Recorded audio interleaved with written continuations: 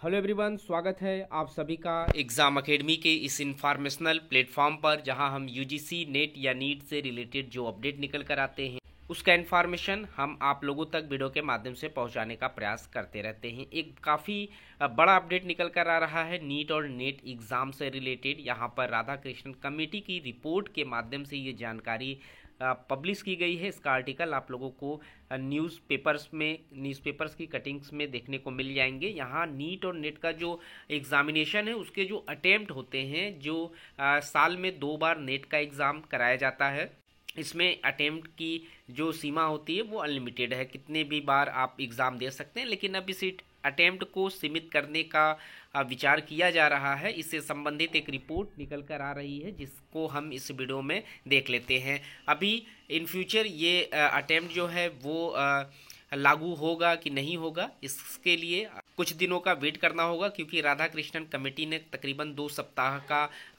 सप्ताह का यहाँ पर समय मांगा हुआ है। तो 2 सप्ताह बाद पता चलेगा कि यहाँ पर जो अटेम्प्ट है वो सीमित किया जाएगा कि नहीं किया जाएगा। तो इससे रिलेटेड जो न्यूज़ है वो हम यहाँ पर देख लेते हैं। तो ये जो न्यूज़ है, इस न्यूज़ को राधाकृष्णन कमेटी की रिपोर्ट के नाम से जाना जाता है और यहाँ पर नए उपायों पर विचार किया जा रहा है। यहाँ पर जो नीट और नेट का ऑनलाइन आवेदन है इसको कराने पर फोकस दिया जा रहा है। अभी दिसंबर में जो नेट का एग्जाम होगा उसका जो एप्लीकेशन फॉर्म है वो भी पब्लिश नहीं किया गया है, तो उससे संबंधित जो प्लानिंग है वो चल रहे हैं और यहाँ पर अटेम्प्ट को सीमित करने पर विचार किया जा रहा है। तो क्या यहाँ पर अटेम्प्ट को सीमित कर दिया जाएगा? यहाँ जो नीट और नेट का एग्जाम होता है, जैसी परीक्षाओं पर जो सवाल उठ रहे थे पिछले कुछ दिनों में, जो एग्जामिनेशन हुए नीट का, चाहे वो रहा हो चाहे वो नेट का एग्जामिनेशन रहा हो, इसमें जो धांधलियां सामने आई थी, जो पेपर आउट किए गए थे, उससे संबंधित कमियों को दूर करने से संबंधित उपायों पर विचार किया जा रहा था। नीट 2023 में यहाँ देख सकते हैं धांधली की बात सामने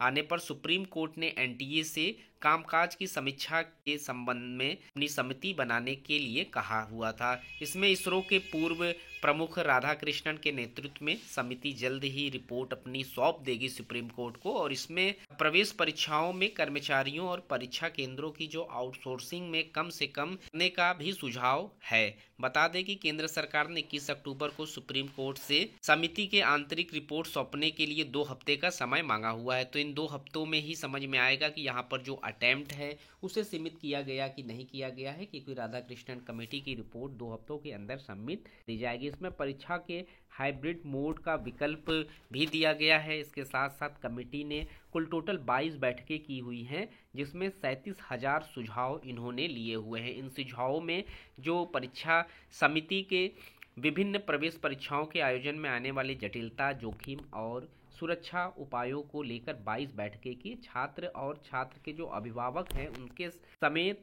ऐसे संबंधित पक्षों पर सुझाव मांगे गए थे। सुझाव के अनुसार स्तरीय समिति अपनी अंतिम रिपोर्ट में इन सभी मिले जो 37,000 से अधिक सुझाव को शामिल करेगा।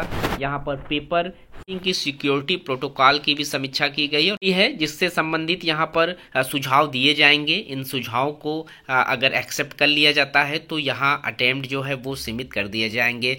में ये आ रहा है कि तकरीबन 3 से 4 अटेम्प्ट ही दिया जाएगा। अगर आप लोगों की एज जो है 25 साल की है तो आप अब 3 से 4 ही अटेम्प्ट यहाँ पर अपना एग्ज़ाम दे पाएंगे। 4 अटेम्प्ट के बाद आपकी जो लिमिट है वो ख़त्म कर दी जाएगी, अगर इस तरीके का नियम लागू कर दिया जाता है। तो इस इन्फॉर्मेशन से संबंधित जो भी अपडेट रहेंगे चैनल के माध्यम से आप लोगों तक पहुँचाने का प्रयास करते रहेंगे। आप कमेंट बॉक्स में अपना सुझाव जरूर से दें, क्या अटेम्प्ट जो है वो सीमित कर देना ठीक रहेगा, या फिर जिस तरीके से एग्जामिनेशन किया जा रहा है वो जो प्रक्रिया थी वो प्रक्रिया लाभकारी रहेगा। तो दोनों पोजीशन पर आप लोग अपने कमेंट जरूर कमेंट बॉक्स में लिखें। तो इस वीडियो में इतना ही, मिलते हैं एक नए वीडियो में नए इन्फॉर्मेशन के साथ। तब तक के लिए थैंक यू सो मच।